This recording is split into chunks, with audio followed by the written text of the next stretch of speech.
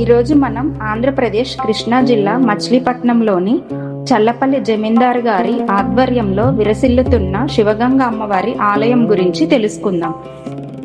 ఆలయ ప్రధాన ద్వారం నుంచి లోపలికి అడుగు పెట్టగానే కుడివైపున అమ్మవారి ప్రతిమ ప్రతిష్ఠించబడి ఉంది. ఆలయ ప్రాంగణం అంతా ఎంతో సహజ సిద్ధమైన దృశ్యాలతో ఎంతో ప్రశాంతంగా ఆధ్యాత్మికంగా ఉంటుంది. ఆలయ నిర్మాణ శైలి అంతా కాకతీయుల కాలం నాటి కట్టడాలను తలపిస్తుంది. పచ్చని కొబ్బరి చెట్ల మధ్య ఒక పురాతన మండపం ఉంది.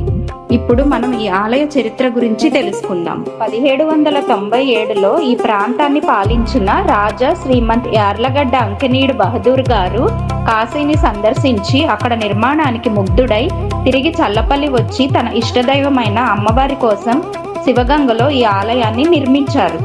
ఈ ఆలయ ప్రాంగణంలోనే ఒక కోనేరును తవ్వించి అందులో వారణాసి నుంచి తెచ్చిన గంగానది నీళ్లను నింపారు.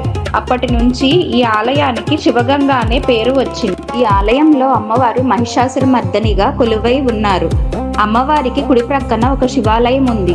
ఈ శివాలయంలోని శివలింగము 1118 చిన్న శివలింగాలతో నిర్మితమై ఉంది. అమ్మవారికి ఎడమ ప్రక్కన రామాలయము కూడా ఉంది. ఈ ఆలయంలో కొలువై ఉన్న మహిషాసురమర్దిని అమ్మవారు చల్లపల్లి జమీందార్ గారి ఇలవేల్పు. సో అప్పటి నుంచి ఇప్పటి వరకు కూడా ఈ ఆలయాన్ని వారే ధర్మకర్తలుగా ఉండి ఆలయ నిర్వహణ అంతా వారే చూసుకుంటున్నారు. ఈ ఆలయంలో ఇంకా ఉప ఆలయాలు కూడా ఉన్నాయి. ఆంజనేయ స్వామి వారి ఆలయం, వీరభద్ర స్వామి వారి ఆలయం, ఇంకా అష్టఋషుల ఆలయాలు కూడా ఉన్నాయి.